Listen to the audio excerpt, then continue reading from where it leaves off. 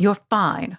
Margaret snaps the words at her daughter in the cold, still air pregnant with snow. Please stand up.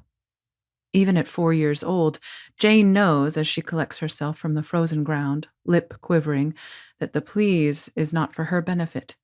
It's a guard against the ladies gathered, the ones tacking red and green bunting to the fronts of their display tables, the ones who will judge her fuss, who will judge her mother. Honestly, those boys, Margaret says with studied polite exasperation, also for effect. As though the boys in question, who just ran through the holiday bazaar, knocking over chairs, spilling toolboxes, stealing Linzer cookies, and upending their half-sister, were not, in fact, her own. The women give polite smiles in return, even though Jayne can tell that they think the Linden boys, 12 and 13 already, ought to know better, ought to have been taught better.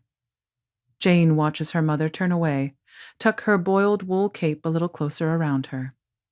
In the safekeeping of their 3-story home, as she knits in the evenings, Margaret is always talking about their judgment, the townsfolk.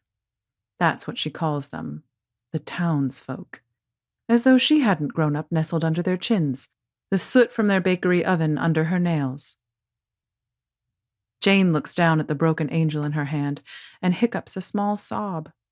She spent so many hours on it, wanting to contribute, as her mother exhorted, and now it's in pieces. There, Margaret says brusquely, wiping her calloused fingers roughly across Jayne's cheek to dry her tears. She takes the severed paper wings and crushed pipe cleaner halo and shoves the whole mess in her pocket. Where's your sister? Jayne extends a mittened hand from under her velvet cuff in the direction of the fir tree erected at the square's center. They catch sight of little Bunny watching the older children hang strings of popcorn, the children whose coats do not have velvet cuffs. Keep an eye on her, Margaret instructs. I have a lot of work to do. Jayne knows that, as Joseph Linden's wife and therefore head of the Ladies' Auxiliary, her mother always has a lot of work to do. The young mothers whose husbands are overseas need extras, as she calls them.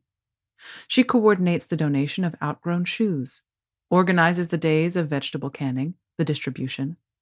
She's not a war widow herself, but after losing her first husband in a roofing accident, she understands being left in the lurch.